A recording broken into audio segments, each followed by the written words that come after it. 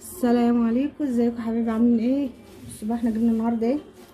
جبنا الملوخيه دي جبتها كده زي ما هي بالشواله بتاعتها كده من الست كانت قاعده. اخر حاجه اهم معاها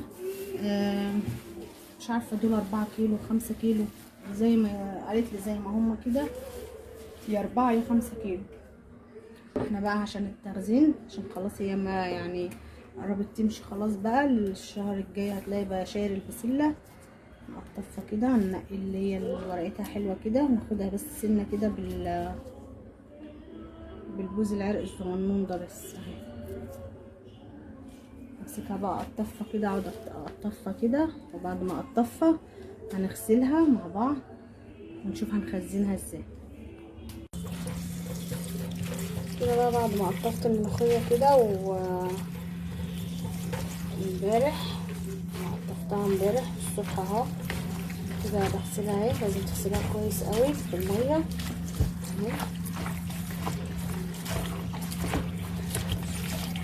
لازم منها الطين عامل ازاي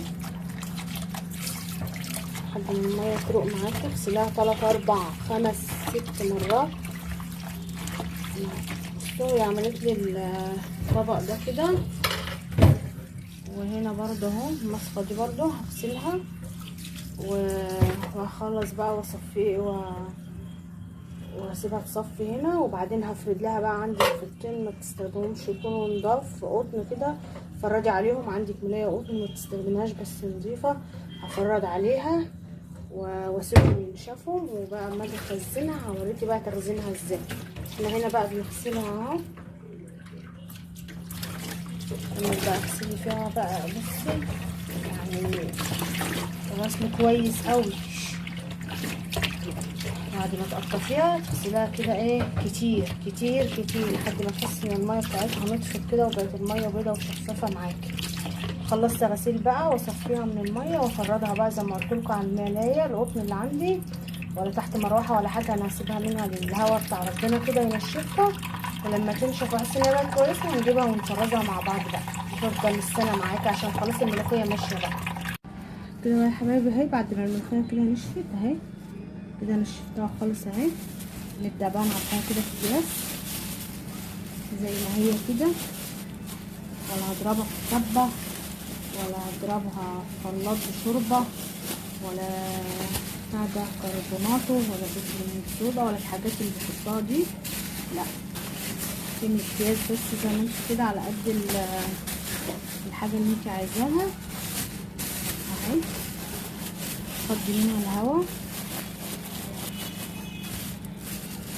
تفضي منها الهواء. عايزه بقى تربطيها بعد ما تفضي منها الهواء كده،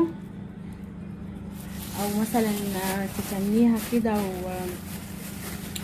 ومولعه كده وتعمليها ماشي بيريحك.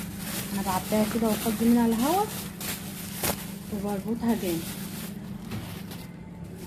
هعبي معاكم كيس كمان اهو. دي احسن طريقه تخزني بقى الملوخيه. الحاجه هاتي بقى ملوخيه عشان خلاص كل سنه وانت طيبه بقى هتمشي، عشان البسله بقى الملوخيه والباميه خلاص كده هيمشوا.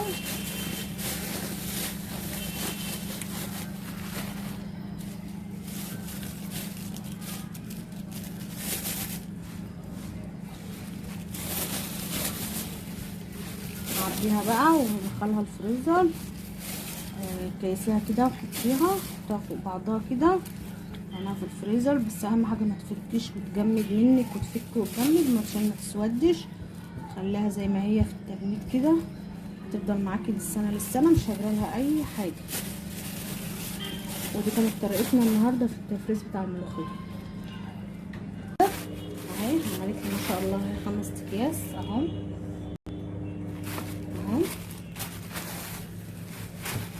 بصي ده كيس عندي اهو من السنه اللي فاتت. انتي هيطلع كده من الفريزر على الكب على طول، وتكوني عامله مجهزه الشوربه بكل حاجتها والتومه وكله، يا دوبك تطلعيه في الكب تفرميه وبترجع لونها اخضر وجميله زي الفل.